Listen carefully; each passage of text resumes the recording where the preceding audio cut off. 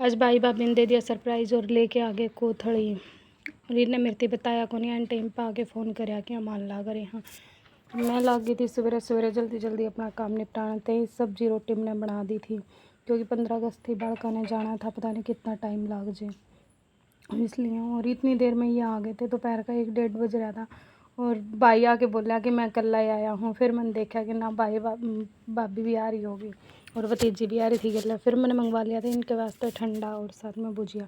ठंडा डाली और मैं इनके साथ में हंसो थी, बोलो थी, मैं तुम तो बहुत झूठे हो कि भाभी को नहीं आई। और भाभी और भतीजी पीछे लुक गए थे। फिर भाभी निकाल के देने लगी सामान, भाई यो लेके आया हमने बेरा को नहीं के क्यों आया करे कोथड़ी में, बाकी यो सामान लेके आया। माँ वाला घेवर लेके आए थे भाई, सच में बहुत ही स्वादिष्ट था, बहुत ही यानी कि। और लेके आई थी भाभी और छोटा मोटा जो सामान होया करे कोथड़ी का और मेरे बड़का के कपड़े, सारा सामान लेके आ रही थी। और भाभी बोली कि पूजा मैं चूड़ी अपने हाथा ते पिराऊंगी। मैं कहा ठीक है भाभी पिरा दे। रेनू बोली बुआ चूड़ी पहन की अच्छी लग गई भाभी का आता है। फिर भाभी ने पिरा दी थी चूड़ी और मैं भी भाभी ते चूड़ी पिराऊँ थी। मैं कहा तने भी चूड़ी पिरा दूँ मैं, क्योंकि मैंने भी मंगवा रखी है इसके। ये पहले तो पहन रही थी हरे रंग की चूड़ी, वो पहले भी निकाली और निकाल के सेट बना के उनके अंदर मिक्स करके मैं चूड़ी पिराऊँ थी।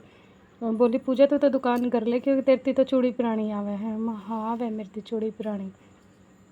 और सच में भाभी ननद का प्यार ऐसा होना चाहिए जो कि भाभी भी खुश रहे और ननद भी खुश रहे। और देखो हम चूड़ी दिखाने लग रहे थे दोनों जने। मैं कहा मेरी चूड़ी सुतरी है, बोले मेरी चूड़ी सुतरी है। मैं ठीक है दोनों आगे चूड़ी सुतरी है। रेनू बोली मैंने झूला झूल के आना कि ते झूला है कि मैं हाँ झूला उरे तो कौन डाणिया मैं है मेरी फ्रेंड का, चलता ना लेके चलूँगी। और हम सारे गाड़ी में बैठ गए थे और चले गए थे झूला झूलन थे।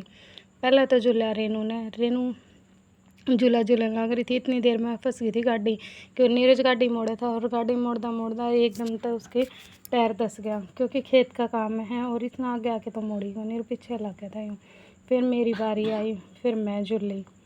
मैं कहा मैं भी झूला झूलूँगी। वैसे तो मेरे सिर में चक्कर हो जाया करे है, फिर भी डर तो लग गया था, फिर भी मैं झूल ली थी। और फिर लगे थे हम गाड़ी निकलने क्योंकि कई देर हो गई थी गाड़ी निकलने लग रही थी और सारे जोर लगा के गाड़ी निकाल दी थी। और इतनी गर्मी हो रही थी और इतनी गर्मी में जितना जोर लगा रखा, और मैं तो सब तक घना जोर लगा रखे दिख को नहीं, फिर भी जोर इतना लगा रखा है हमने आता ज़्यादा। फिर मैं भाभी चल गाड़ी तो निकल गई, चल तेरे भी झुला ले हम।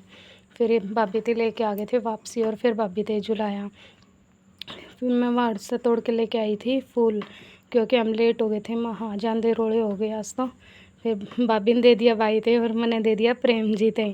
सच में बहुत अच्छा परिवार है, बहुत ही बढ़िया परिवार है। ये है मेरा धर्म भाई।